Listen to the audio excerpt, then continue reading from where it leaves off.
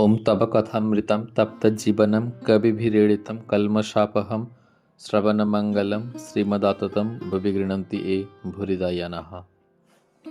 চতুর্থ পরিচ্ছেদ, কামিনী কাঞ্চন জন্য দাসত্ব। শ্রীরামকৃষ্ণ বিজয়ের প্রতি। আগে অত আসতে, এখন আসো না কেন? বিজয়: এখানে আসবার খুব ইচ্ছা, কিন্তু আমি স্বাধীন নই। ব্রাহ্ম সমাজের কাজ স্বীকার করেছি। শ্রীরামকৃষ্ণ: কামিনী কাঞ্চনে জীবকে বদ্ধ করে, জীবের স্বাধীনতা যায়। কামিনী থেকেই কাঞ্চনের দরকার, তার জন্য পরের দাসত্ব। স্বাধীনতা চলে যায়, তোমার মনের মতো কাজ করতে পারো না। জয়পুরে গোবিন্দজির পূজারীরা প্রথম প্রথম বিবাহ করে নাই, তখন খুব তেজস্বী ছিল। রাজা একবার ডেকে পাঠিয়েছিলেন, তা তারা যায় নাই, বলেছিল রাজাকে আসতে বলো। তারপর রাজা ও 5 জনে তাদের বিয়ে দিয়ে দিলেন। তখন রাজার সঙ্গে দেখা করবার জন্য আর কাহারও ডাকতে হলো না, নিজে নিজে গিয়ে উপস্থিত।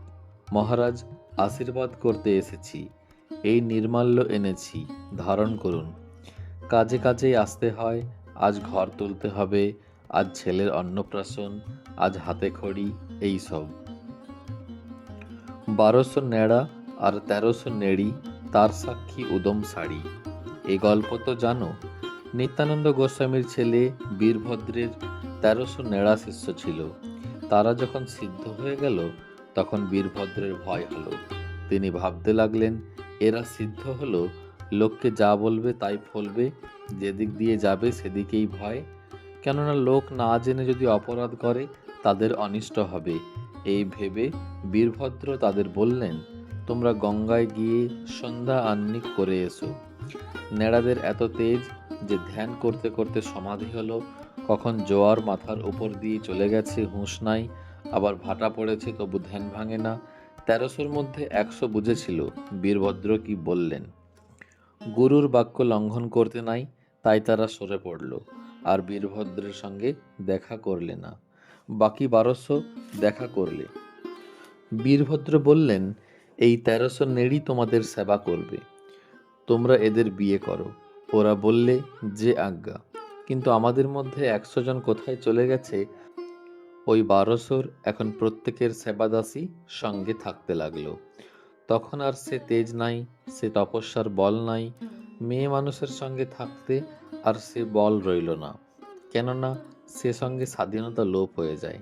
বিজয়ের প্রতি। তোমরা নিজে নিজে তো দেখছ, পরের কর্ম স্বীকার করে কি হয়ে রয়েছ। আর দেখো, অত পাস করা কত ইংরাজি পড়া পণ্ডিত মনিবের চাকরি স্বীকার করে, তাদের বুট জুতার গোঁজা দুবেলা খায়। এর কারণ কেবল কামিনী। বিয়ে করে নদের হাট বসিয়ে আর হাট তোলবার জো নাই, তাই এত অপমান বোধ, অত দাসত্বের যন্ত্রণা। যদি একবার এইরূপ তীব্র বৈরাগ্য হয়ে ঈশ্বর লাভ হয়, তাহলে আর মেয়ে মানুষে আসক্তি থাকে না। ঘরে থাকলেও মেয়ে মানুষে আসক্তি থাকে না, তাদের ভয় থাকে না। যদি একটা চুম্বক পাথর খুব বড় হয় আর একটা সামান্য হয়, তাহলে লোহাটাকে কোনটা টেনে লবে? বড়টাই টেনে লবে। ঈশ্বর বড় চুম্বক পাথর, তার কাছে কামিনী ছোট চুম্বক পাথর। কামিনী কি করবে? একজন ভক্ত: মহাশয়, মেয়ে মানুষকে কি ঘৃণা করব? শ্রীরামকৃষ্ণ: যিনি ঈশ্বর লাভ করেছেন, তিনি কামিনীকে আর অন্য চক্ষে দেখেন না যে ভয় হবে। তিনি ঠিক দেখেন যে মেয়েরা মা ব্রহ্মময়ীর অংশ, আর মা বলে তাই সকলকে পূজা করেন। বিজয়ের প্রতি। তুমি মাঝে মাঝে আসবে, তোমাকে দেখতে বড় ইচ্ছা করে। ওম নিরঞ্জনং নিত্যমনন্ত রূপং ভক্তানুকম্পাধৃত বিগ্রহং বৈ ঈশাবতারং পরমেশমেড্যং তং রামকৃষ্ণং শিরসা নমামি।